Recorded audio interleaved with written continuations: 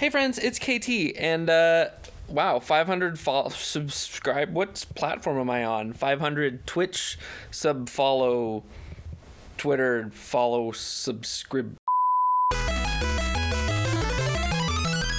500 subscribers on YouTube is really exciting, considering that I haven't really been doing it that long, it feels like. Although I guess it's now going on a year. I don't know. I don't actually know. I'm making up words and I'm just babbling and it doesn't make any sense. So moving on from that, thank you so much all for being here. The votes are tallied and in, and the request was for a workshop and studio tour. So here we are. Of course, behind you is what you're used to seeing. The vast bulk of my videos are done right here. All the 1 minute reviews, most of the gift guides and general sort of chatter videos, unless they're at the Workbench, are here, or they're outside, of course. So this whole space here is just sort of constantly rotating, usually just sort of a set of modded blasters, and I used to keep boxes of stuff up there, and it looked a little too cluttered, so I changed all of that. Up there, I'm starting to do the manuals attached to the wall situation. Here's the bazooka. Yeah, the video on that is out and is super fun. My childhood dream blaster. I have 2 Vulcans up here. They've just been hanging out because they look cool. Literally the best use I could come up with for Vulcans. I don't know what else to do with them, honestly. Here's Honk.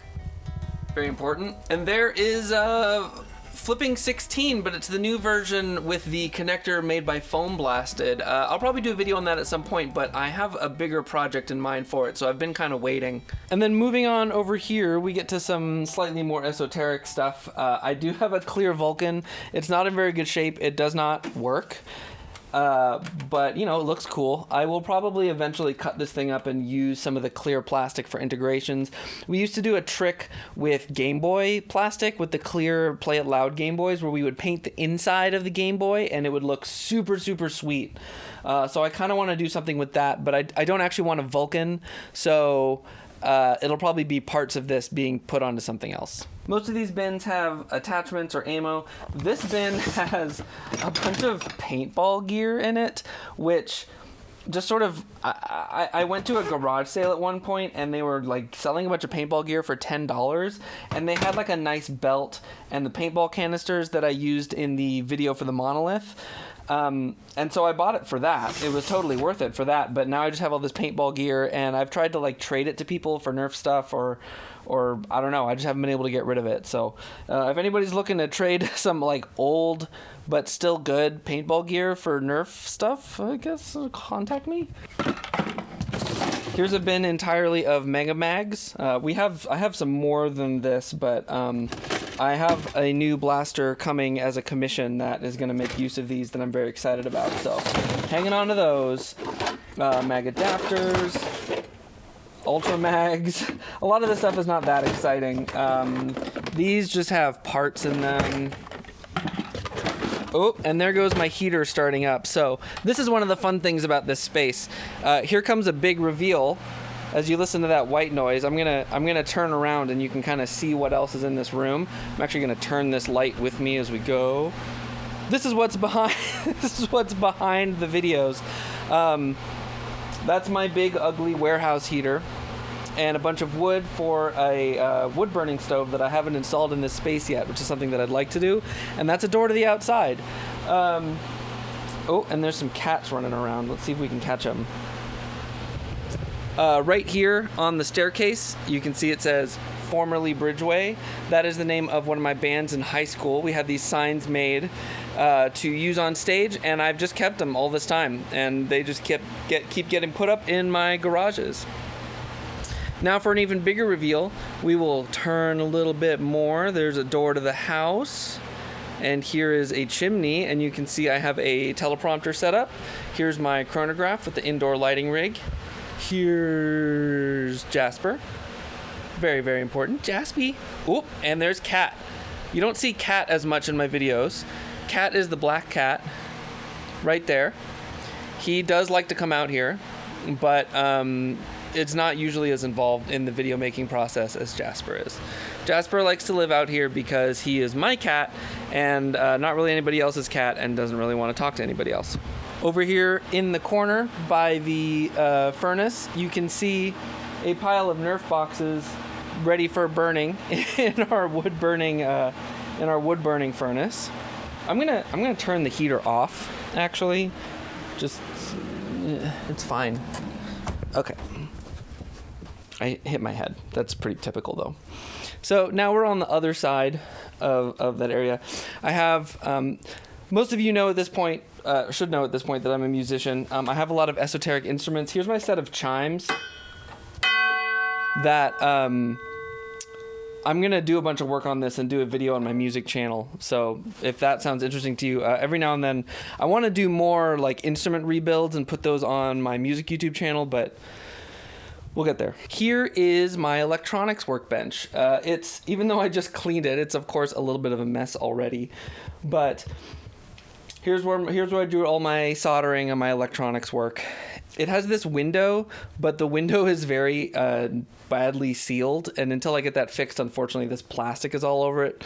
But it's also, I need like a curtain on it, because every time I try to take video on this, it gets completely washed out by the natural light. You can see that also in the monolith video, which I took mostly on this workbench.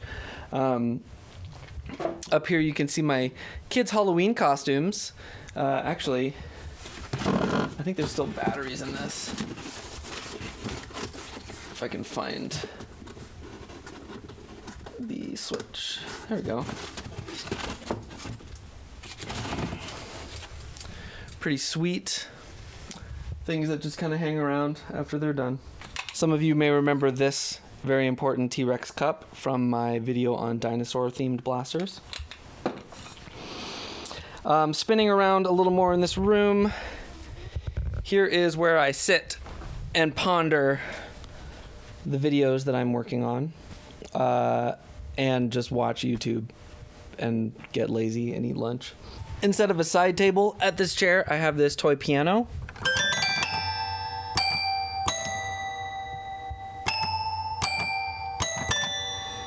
Behind that, getting back close to the filming area, this is all just storage. So here's Lego storage right now. A lot of this stuff I'd like it to wind up somewhere else on display, but we have great ball contraption stuff. I have some of my little Mega Man brick heads that I designed in here. More ball contraption. Here's a large build I did of a post-apocalyptic city. Here's 2 more toy pianos. Here's some sealed space sets. I love building realistic space sets, and so I have all of the recent ones. I need the Mars rover. If anybody's selling a complete, doesn't have to be boxed Mars rover, hit me up. Storage for general computer parts and stuff. Here's a bunch of big bins full of blasters. There's LiPo batteries. I went over a lot of this in a short that I did recently. A lot of these bins are just sort of like recently thrifted stuff and things that are known to be broken for parting out. Here's those Busby swords. I think they still light up. Yeah, they're all still working. And most importantly, on the floor is a rug, which is a mess. There's just stuff all over the place. There's the Scavenger. It's been popular lately. Working on a review on that skeet shooter. That'll come up soon. And of course, one of my most precious blasters, my skewer, is just lying on the ground because that's kind of how it goes. And now we can move out of that area and over to the other side. Hello, Jasper. Yes. Here's my harpsichord. Just kind of chilling since we moved. I haven't managed to deal with that appropriately. So there's the electronics workbench back there, and we're moving on over to the other side of the garage that my studio is in. Yes, it's in a garage. Here is my cargo bike, which I've used very little since the move, but hopefully when the snow melts, we will be getting back into that again. And now we are in a very important space. This is the workbench side of the space. Right here is the workbench where I currently do all of my workbench videos. I took apart the Minecraft crossbow on this bench. I did the Deploy Open video on this bench, and I did all of the Elite 2.0 videos on this bench. There's a bunch of projects here. This is the Deploy that's going to get Flywheel the Worlded. That's a verb now. Flywheel the worlded. I guess flywheel the world was already a verb. I just added the... Never mind. Here's a box with a whole bunch of stuff that is part of a mystery project, which hopefully will work. We'll see. I used to keep my 3D printer here for a while after I moved it out from my backdrop, but it was getting sawdust on it and failing prints because there's a giant saw right here, and this is literally a sawing table. I have a lot of space here, but it still becomes really difficult to like put things in the right place because certain things, especially like 3D printers, they have very specific needs, and this area isn't always heated and cooled appropriately, so it gets a little tricky. This whole pegboard is kind of empty still because I just haven't really finished setting it up since I put it up there, but you know, I got some of the tools up here. Just need to add more hooks and stuff, and I'm still trying to fix some of the lighting. Here is my tool chest. I don't know if there's really anything exciting to show you in here. Tools. It's extremely disorganized. Things are just kind of thrown in here. Shout out to Jolt King. His favorite tool. Ooh, actually, I do have, I use this sometimes. I have a hot glue melter. So you stick hot glue, it takes these like smaller diameter glue sticks, unfortunately, but you take hot glue and it melts it into like a pool inside here. So you can like scoop it out and use like a toothpick to apply it in particular places. It's pretty cool. And I skipped over something really important. This is my parts bin, and this is a recent development because parts were kind of all over the place for a really long time. I had multiple containers and they were just kind of in different things. But I keep this top part pretty empty. All it has is lube in it right now for springers, and the reason for that is if I take this somewhere, this is where I'll stick a bunch of tools that I will sort of pull from areas so that I can do repairs on the fly. But then inside here is where I keep flywheel parts, big mainsprings, and then everything else. There is a tray in here inside this bin, which is backwards in the thing, which is cool. This is for O-rings and sort of miscellany. This is for small springs and pins and things like that. This is for Nerf screws, and then I've got a few barrels and things kind of floating around in there. So that's how I've been storing everything. I was lucky to thrift this giant bin with all of its inner bins, which is really great because frequently you thrift these and they're missing some of the inside stuff. So got some miscellaneous foam over here, got some more woodworking tools. This door, unfortunately, is sealed and weatherproofed right now. I'm hoping eventually to build an outdoor work area on the other side of this, which would also become filming space, which is really cool. Especially for painting stuff. But that is a project for another year, unfortunately. It's not going to happen super soon. So everything else in this room is kind of just random storage stuff. So that is pretty much it. For this room, the cats are stalking me, following us around. Here's my sousaphone. It's not playable right now, but eventually, hopefully. Okay, so that's all of that. Now we can make our way upstairs. Watch your head, because the thing is very... Oh! So I mentioned my band, formerly Bridgeway. This is a drawing that a friend of mine did of us in high school. That one's me, as you might have guessed. Now, as we get upstairs, we get into the more music-focused area of the studio. And for a while, I had like all my instruments set up here, but I've been doing a lot more sort of focused work on one instrument or another. Those of you who also do music and are familiar with acoustics will probably recognize that the acoustics in this space are horrific. But I'm mostly playing music direct currently, so it hasn't really been a huge problem. But briefly, here's my vibraphone, which is something that I had one of before the move and wound up having to sell it, and I was really lucky to get a decent deal on a nice one here. And this one's actually significantly nicer than the old one. I don't have the motor plugged in right now, but you can see this whole stack of things over here, various instruments and microphones and gizmos. Right here is one of my Game Boys. I used to write music on Game Boys. I still do sometimes, but mostly I'm now using M8 Tracker, which has sort of replaced it in a lot of ways.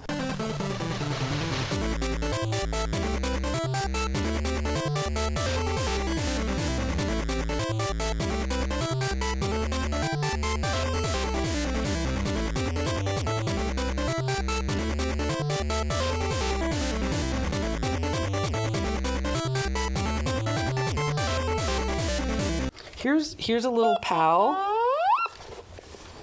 Very good pal.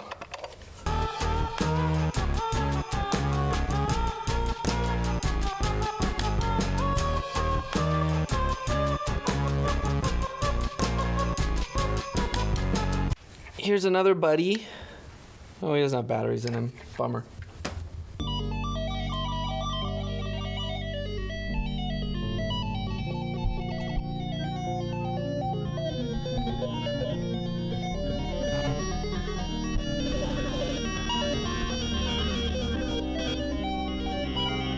This is a remote monitor for my main computer, and pride flag that is hand quilted by my partner after I did all the cutting. One of my most precious possessions here is my Undomo, my Un Martino, probably my favorite instrument to play of all the instruments that I do play.